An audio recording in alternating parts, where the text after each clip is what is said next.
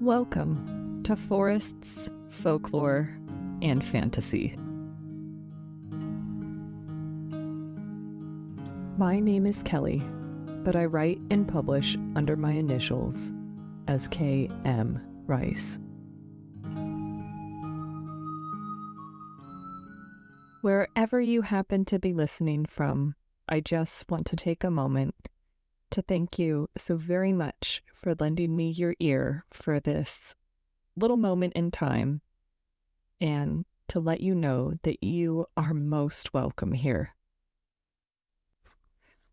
Today, I would like to share a little bit about my knowledge, albeit limited, on an aspect of gaming that I feel is, or rather has been, often overlooked in the past, but now seems to be finding more and more of a foothold in the industry and finding its way to people like myself who aren't even hardcore gamers. And that is the genre or category of cozy gaming. Now, the term cozy is thrown around a lot these days. And to avoid any confusion, I would like to start by offering up some definitions of what that word means, because I do think that it means something different for everyone. So as an adjective, cozy means giving a feeling of comfort, warmth, and relaxation. Or if it's about a interpersonal interaction or relationship, it means it's intimate and relaxed. It can also mean not seeking or offering challenge or difficulty. Complacent. As a noun, particularly in the UK and the Commonwealth, a cozy is a soft, often crocheted, covering to keep a teapot or a mug or something of that nature hot. It can also be a soft decorative cover for a particular object. And as a verb, it can mean to make someone feel comfortable or complacent. It can mean to snuggle up. And it can mean to ingratiate oneself, like I would like to get cozy with this idea. So even just hearing the word for me elicits a relaxation response in my body, and I feel more comfortable. For anyone listening who perhaps didn't know about one of the other hats of many that I wear, I have a YouTube channel with content that I produce admittedly very irregularly these days called Happy Hobbit. I started it with my little sister, and it's over 10 years old now. And our goal is to bring Middle Earth to your daily life and to help spread cheer and bring joy to other people, to leave other people as feeling happy, as happy hobbits. But then we started being known as the Happy Hobbits, and I could say that our aesthetic on that channel is definitely cozy. And that YouTube channel, which of course is celebrating and exploring the works of the Professor, J.R.R. Tolkien, and the wonderful world he created, often known as Middle Earth, or Arda, if you're looking at all the continents together. It is our, or rather my most successful endeavor to date. So many of you listening are probably already aware of the YouTube channel, and if not, of course, I encourage you to look it up if it sounds fun for you. But there's something about being known as that personality and having that be your forward-facing image as I'm going to call it a public figure, certainly not a celebrity, that has a tone to it because our channel is happy and uplifting and cheerful, all things that we definitely want it to be. There has been, at least I have perceived an expectation that when I'm in the public eye, I should also be those things. And especially if I'm meeting people who have watched our channel or followed our channel. When we first started, one of the first people who we met who treated us as if they were a fan of our work, her high praise was how wholesome our content was. And I actually had to look up what that word meant. In fact, let me do that now. Okay, so a definition of wholesome as an adjective is conducive to or suggestive of good health and physical well-being. But the second definition, is definitely the spirit in which this lady meant the compliment: conducive to or characterized by moral well-being. While, like, hopefully most of us, I certainly do strive to be a moral person, someone who adheres to a set of values and conducts themselves in that manner. It's often an odd experience to feel that form of judgment because, again, I'm sure I've said it before on this podcast, and if I haven't, I'll say it now. Judgment isn't inherently negative. Judgment is how we move through life. It's how we make decisions and assessments. You know, we tell kids, use your good judgment. But having the judgment of my character be assigned by someone who only knows this little sliver of me in terms of the personality I was presenting on our YouTube channel, assign me what they perceive as morally righteous or what good morals are, is a strange experience. And the reason I'm sharing this anecdote when I'm supposed to be talking about video games is just to go back to that idea that cozy means something different to everyone. And I have found as a writer that when people do know me from Happy Hobbit, they can be surprised to find out that the stories I'm writing are not necessarily reflective of the tone that they have come to expect from my online persona via Happy Hobbit. I wouldn't say that I'm like a dark or negative person, really, by any stretch. I have been in the darkness, of course, like many of us have. I've experienced tremendous grief and anxiety and loss. But I do my best not to dwell there. And in fact, Happy Hobbit is and always has been as much about helping us stay focused on the positive as it is for our viewers. But there is sometimes this transference, this expectation that then everything I do will probably fit into this category. And I've had to just get used to telling people, I'm sorry, I don't write cozy. I don't write cozy books. Now, don't get me wrong, I would like to successfully tell a cozy tale at some point.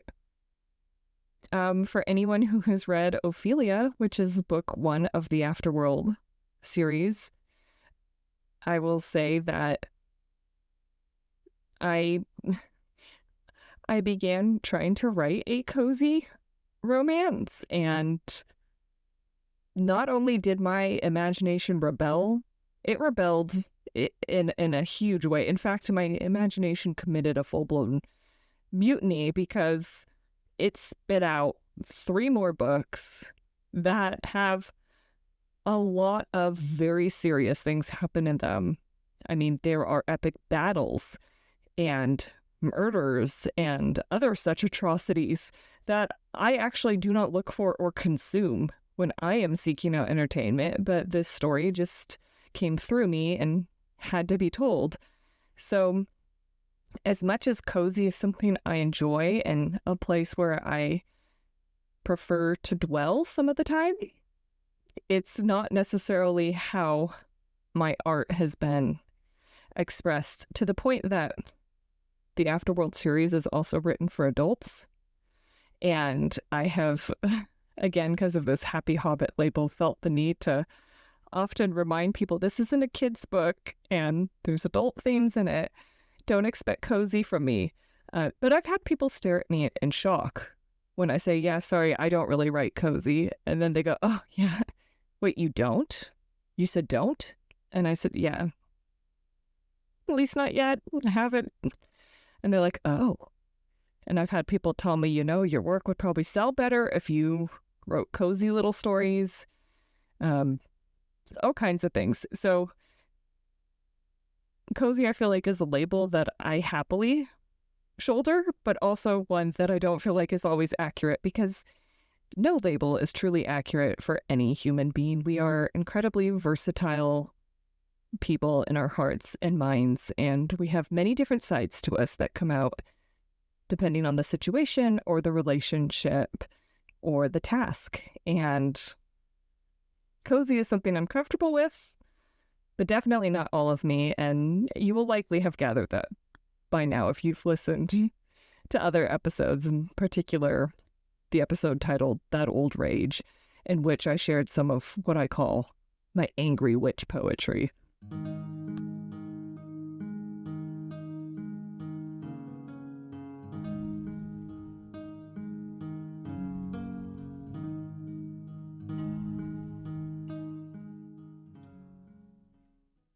So, what are cozy games?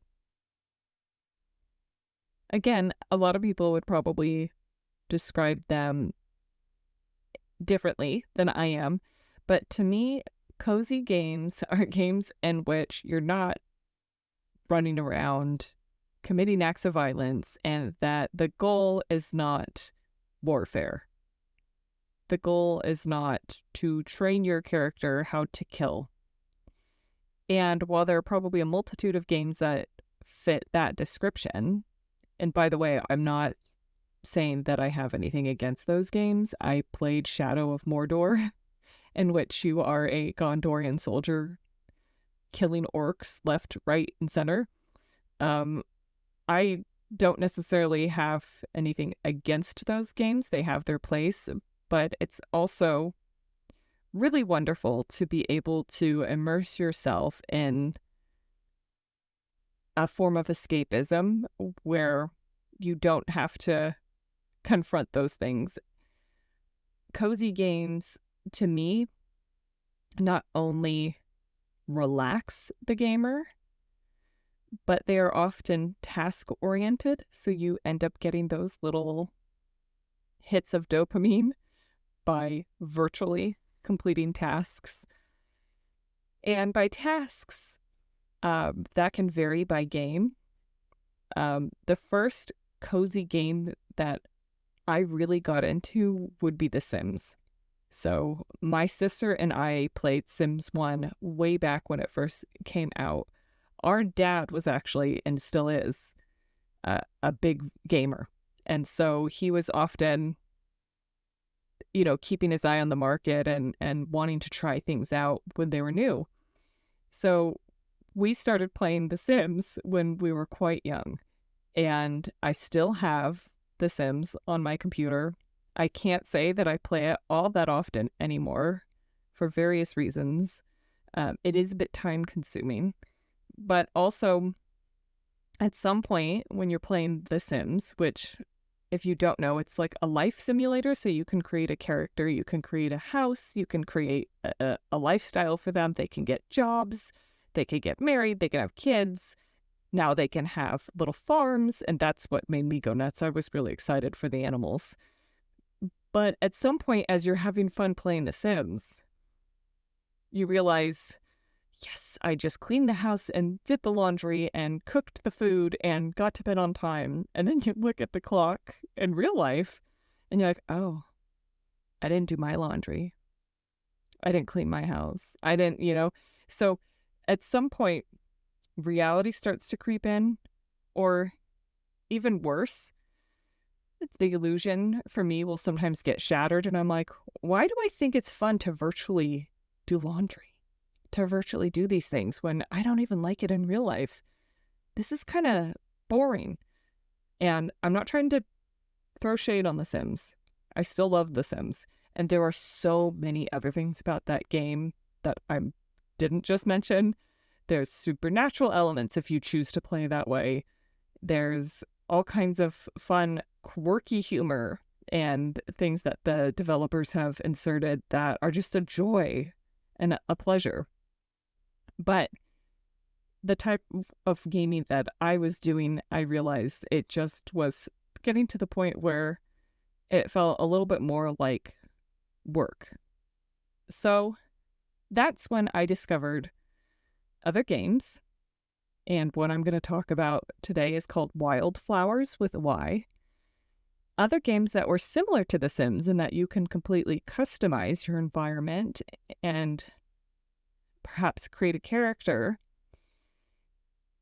Or even games where you're already provided with a cozy environment and a cozy character, and then you move through the world in a simple way. And to me, that's the perfect blend. I still love how open and wild the narrative of The Sims is. You can construct your own narrative. But as time becomes more and more of a constraint on one's ability to game, because you have to have recreational time to game, I found that I was being drawn more toward games that had already done the heavy lifting for me by creating and structuring a narrative of prompts for me to follow and tasks for me to join or participate in. And one of those games was Lord of the Rings Online, which I still really enjoy. It is a massive multiplayer online roleplay game. So you can actually interact with other people in the virtual space. You can create an elf, a human, a dwarf. I believe they have a new class now called Mariners or something like that. And you then choose what class you're in terms of, like, are you a hunter? Are you a healer? And from there, you can further customize your character. And I just think that's so fun. You can customize their appearance. And so based on which class you choose, they will have the opportunity to gain different abilities. And then you go out and you play quests based on the books, but you can also interact with other players. So I had a lot of fun with that game for a long time as well. Because unlike The Sims, I could load the game and play it for about 15 minutes or so, whatever time I had, and feel like I accomplished something, or rather, a more articulate way of putting it would be that I dipped into the game, got what I wanted out of it in terms of feeling like I scratched that itch and had my fun, and then leaving. But a wonderful aspect of Lord of the Rings Online is that it's designed for people who don't have loads of time like me, but also people who can spend all day. It's an open world. You can explore every nook and cranny of Middle Earth, and it's super fun. You can meet up with friends in real life and meet up with them online virtually and go on adventures or make new friends that way. It's just a really immersive, enjoyable, book-based way of exploring Tolkien's work. There are a lot of games that fit the cozy parameters. I certainly haven't tried them all, and I certainly haven't written up a list to share with you, but some that I have tried that are just soothing and relaxing and simple and fun are A Short Hike, A Sticker Tale, and Witchy Life Story. I play my games on a PC with an Xbox controller. And admittedly, the 3 games I just listed probably could suit a mobile game. Like, they're not complicated and they're not super graphics heavy. They're just comforting and soothing and slow paced and methodical. And that really appeals to me as a form of escapism. But I mentioned earlier a game called Wildflowers, and I mean, like, I wish I was sponsored by them or something to have a reason to be waxing poetical about it. But I'm not. And I just genuinely really enjoy this game, and I want to share with you a little bit about why.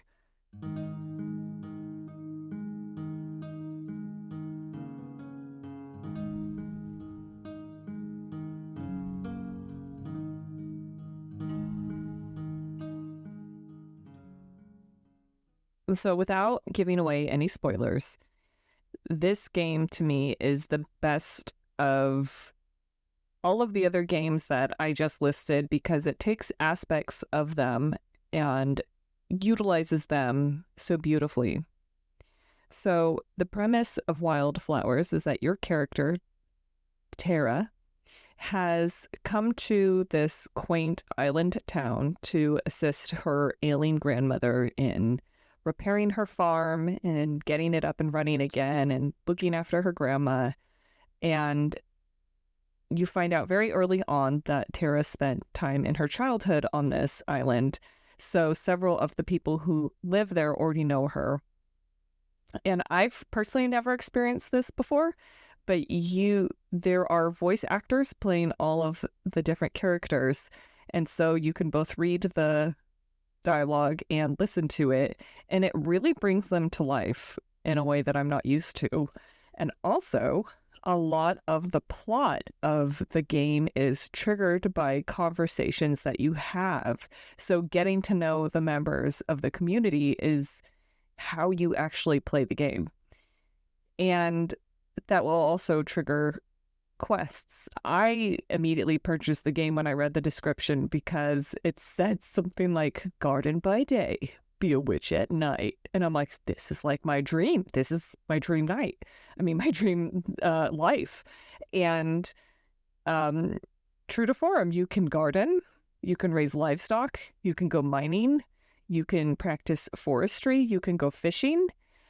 And of course, you can sell or trade the things that you make or forage. And then there's the added lovely element of magic. So your character gets to start learning some magic to the point eventually that you can fly on a broom. I've completed the main storyline of the game, but I haven't completed like everything that there is, which I'm really happy about because I don't want it to end. And it's just been thoroughly enjoyable for me because, like I said, I don't usually have large chunks of time in which I can be immersed in a video game. So for me, this type of game works really well because I can dip in and dip out. And it is simple enough that I'm not going to get completely lost in a complicated plot or gameplay, and yet complicated enough to keep me immersed and interested and to keep me entertained. So it has some of the lifestyle and world building features of The Sims, and yet it's guided by a narrative, which at this point in my life is really fun. By the way, when I did or / do play The Sims, of course, as a writer, I make up characters, but also I've made like all the characters from my books as Sims. And to me, that made it just a lot more entertaining and engaging it's like playing Barbies. It's just the adult form of playing dolls. And this is just a way of playing dolls that's a little bit more of a role play and that some of the story is presented for you. And I think sometimes when I'm coming up with so much content and generating and literally creating so much from storylines to crafts in real life, I sometimes like to kick back and relax and have someone else tell a little bit of a story for me that also fits the aesthetic that I really enjoy. And Wildflowers it ticks all the boxes for me. I love that game and I definitely recommend it. I'm sure there are loads of other games out there that I would also enjoy. Um, if you have recommendations, please feel free to send them my way. And oh, another one I forgot. I wouldn't particularly call it cozy, but it is cozy in its own way. Was called Witchwood. I mean, I'm sure you're noticing a theme here with the titles of the games that I'm playing. They're all kind of witchy, and that suits me pretty well.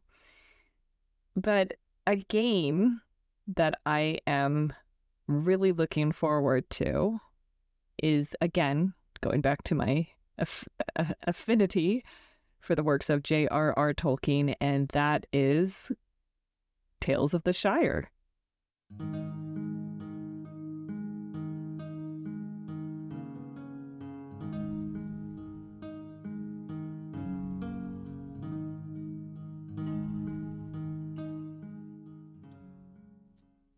I have had the privilege and honor of meeting some of the people behind the scenes producing this game, some folks from Weta Workshop, one of my former employers. And not only are they wonderfully delightful people, but the teeny tiny bit that I know about this game sounds like something I'm going to really enjoy. The first trailer is out now. If you don't follow Happy Hobbit, you may not know this, but my sister and I filmed ourselves reacting to the trailer, and you can check that out on our channel. It looks like it is also going to be right up my alley. It looks to me as if it's going to be a game based on creating your own hobbit, customizing your own hobbit hole, and possibly even your yard. You get to move through the seasons, because in the trailer they have the garden, or a garden, going through different seasons. It looks like there's a market. I'm not sure if you can sell your stuff there or just buy stuff. I'm guessing both, based on how these games seem to go. You can customize, again, your hobbit's appearance. And also, my guess is that you interact with other characters. I would love for there to be like an online component to this where we could interact with other real people virtually. I don't see that in the trailer as of yet. I don't have any secret information, and so perhaps at the time that someone listens to this, the game will already be out and you'll have the answers to these questions. But as it is right now, I'm just a very excited hobbit. I feel like the narrative is going to be driven by socializing and interacting with other hobbits in the town of Bywater. And that it sounds like the point is that everyone's working together to literally try to get the town on the map. So you have an overarching narrative, while there are also elements that those of us who play cozy games have come to love and expect, such as foraging and fishing and cooking and perhaps even crafting. We'll have to find out. So that game has me so excited that I don't even know what to say other than I am inspired to make content pretty much based around this game, even though I don't even know what the game truly is yet. So talk about hype. I am also not sponsored by Tales of the Shire. However, if anyone from Weta Workshop Games or Private Division is interested, you could find my contact details below, because I would love to have a sponsor too for this podcast, just to help alleviate a little bit of that financial stress. But truly, this is this truly is an endeavor of, I don't want to say love, but it's more of an adventure that I'm on. And I appreciate you being here along with me. And with that said, I think in summary, I've given you a lowdown on several of the games I've played and what the gameplay looks like and feels like. I think that the benefit of playing games like this is relaxation. Many of these games are intentionally designed at a slower pace to help encourage slow living, to help combat the ridiculous hyperbolized incessancy, if I'm saying that properly, of the modern world. This false sensation of urgency that we often live with, largely due to our connectivity through our mobile devices. They are often games that involve nature and aspects of living in a closer connection with the natural world through gardening and raising livestock, or even pilfering its resources, like through mining or being a logger. But they foster a connection to the natural world that not all of us have access to in our daily lives.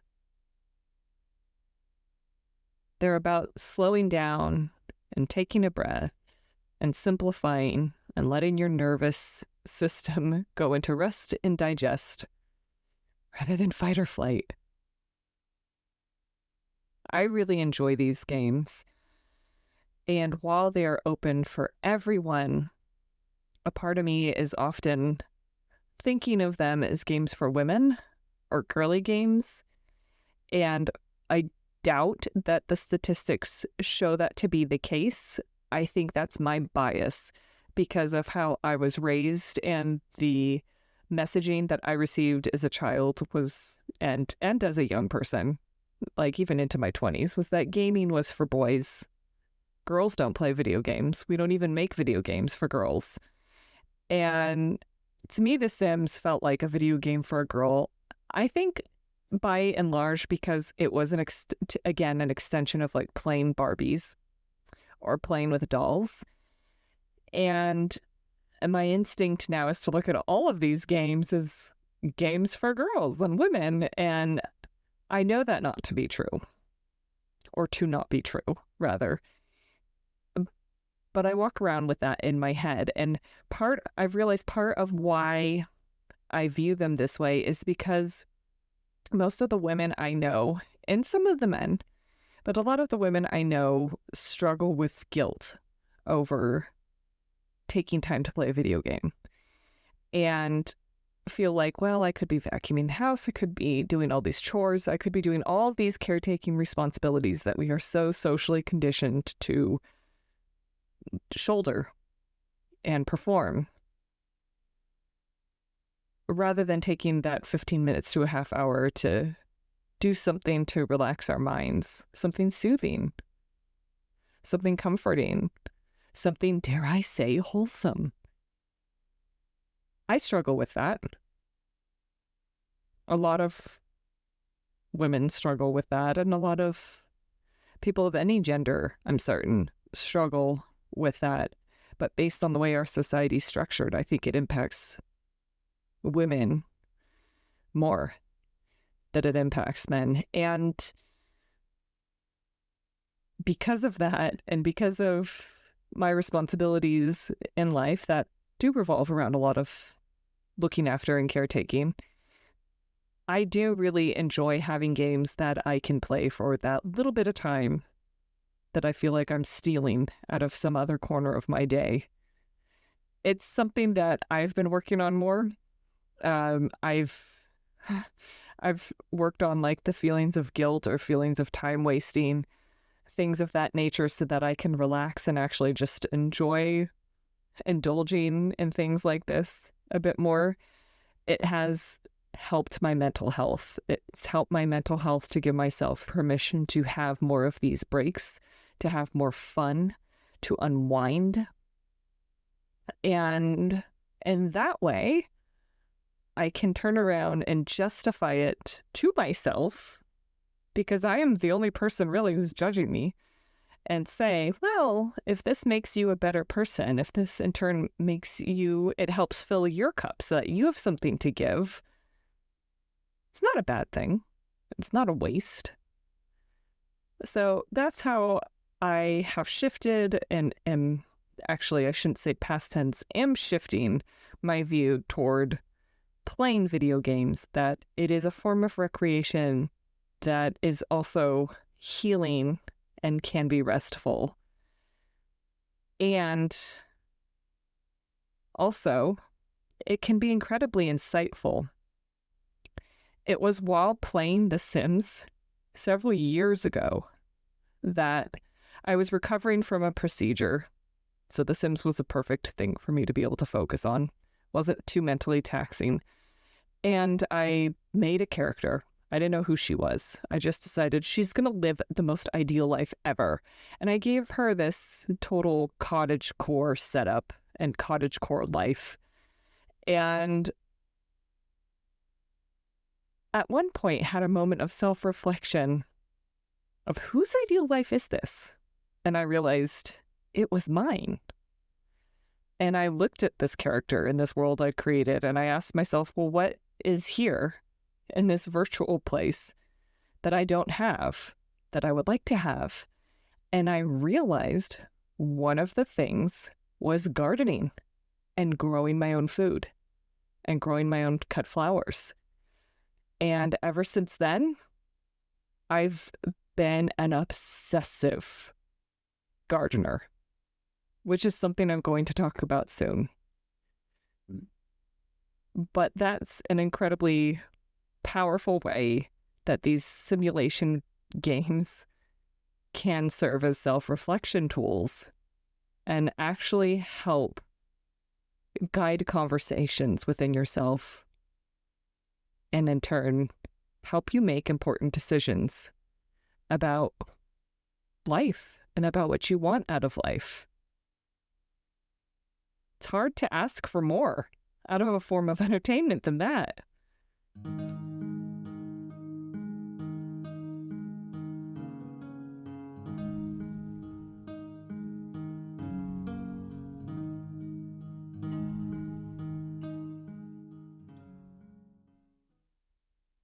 So once more, I would absolutely love to hear about your favorite games that fit into this category, and especially if you have a story to share, like I did, about how they've been a boon to you, or a balm, perhaps, in some way, and how they have influenced your well-being and your life, and perhaps provided some well-earned relaxation, or therapy, or escapism.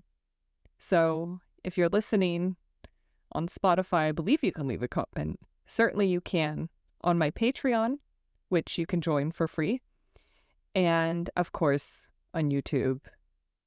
I'm pretty easy to find on social media. I usually put the links below in the show notes.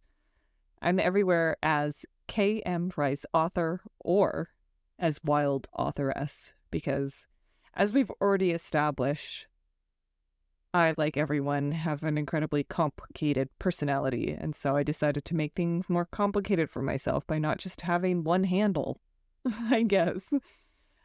Thank you so much to my patrons, and thank you, dear listener, for lending me your ear. The beautiful music you've heard in this episode was composed by the incredibly talented Lane Thomas, and you can download or stream his fantasy-themed album, that's all his original compositions, online from all major retailers, called The Lands Beyond. If you are enjoying this podcast, please be sure to give it a follow, give it a rating and a like, and most importantly, share it with someone who you think would likewise enjoy it.